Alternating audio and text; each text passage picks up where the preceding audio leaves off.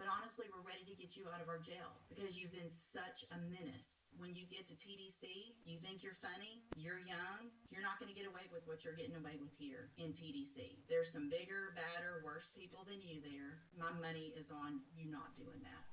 Which one are we, what cause number? Oh, just like, we're gonna go on 523, Okay. 352, and, 431, with the dismissal of the remaining case. Tell me which one we're dismissing. That'll be the easier one. Okay, we're dismissing 353. 353. Got it. Thank you. Good morning, sir. Are you John Jones? Yes, ma'am. And Mr. Wilkerson, will your client waive the formal reading in each case of the indictment? Yes, Your Honor. And obviously, Mr.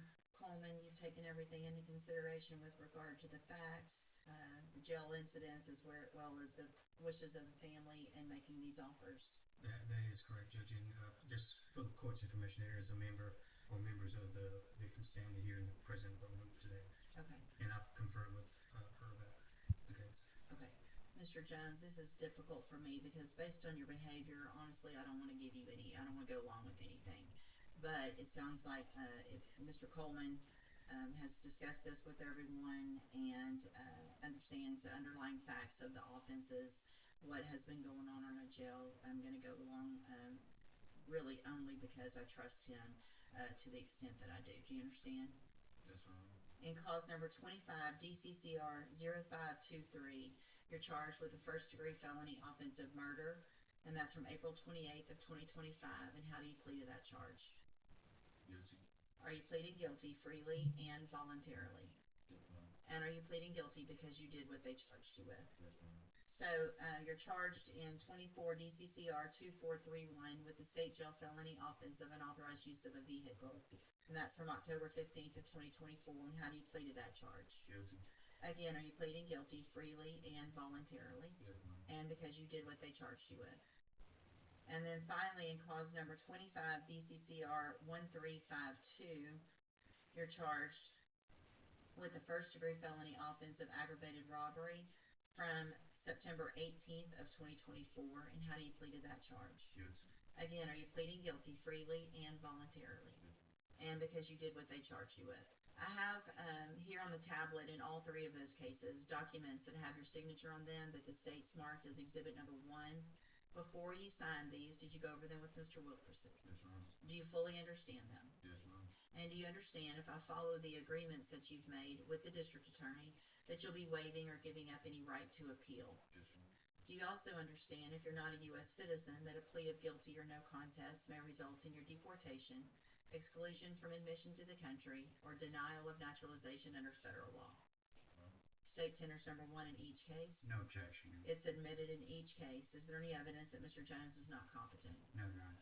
All right, sir. In each of your cases, I'm going to find that you entered your pleas of guilty freely and voluntarily. Find that you're mentally competent and you understand the nature and the consequences of those pleas. In cause number 25, DCCR 0523, find sufficient evidence to find you guilty, and at this time find you guilty of the offense of murder. Sentence you in accordance with your agreement to a term of 35 years in the Institutional Division of the Texas Department of Corrections. You will receive credit on that sentence for any time that you've been in custody that the law gives you the right to receive. In cause number 24 DCCR 2431, find sufficient evidence to find you guilty, and at this time find you guilty of unauthorized use of a vehicle. Sentence you to a term of 2 years in the state jail prison. You will also receive credit on that sentence for any time that you've been in custody that the law gives you the right to receive. And then in cause number 25 DCCR 1352, I'm going to find sufficient evidence to find you guilty, and at this time find you guilty of aggravated robbery. Sentence you in accordance with your agreement to a term of 35 years in the Institutional Division of the Texas Department of Corrections. You will also receive credit on that sentence for any time that you've been in custody that the law gives you the right to receive. I am making an affirmative finding of a deadly weapon in that case. These 3 cases will run concurrently, which means together at the same time.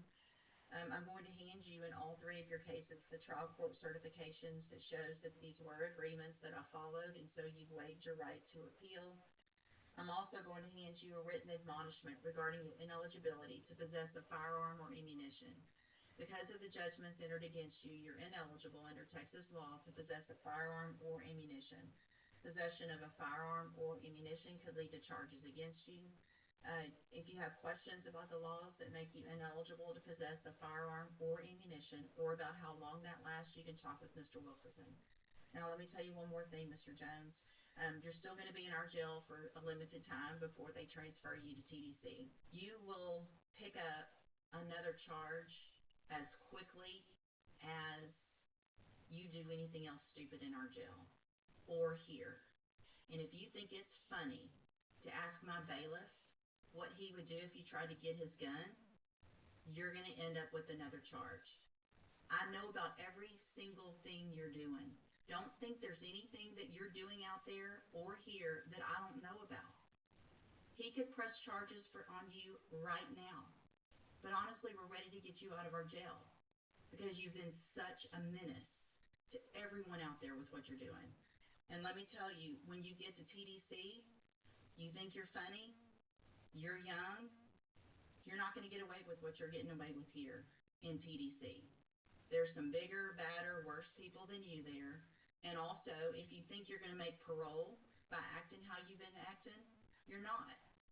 I would bet money today that you're going to be in our prisons for 35 years because you don't know how to behave. Prove me wrong, and that would be great if you figure it out and start learning how to mature and act like a normal human being like the rest of us. But my money is on you not doing that. So I wish you'd prove me wrong, because everybody that has to deal with you, they're just doing their job, and you're putting them through all that. Is there a victim impact statement? No, Judge. Go back with the bailiff.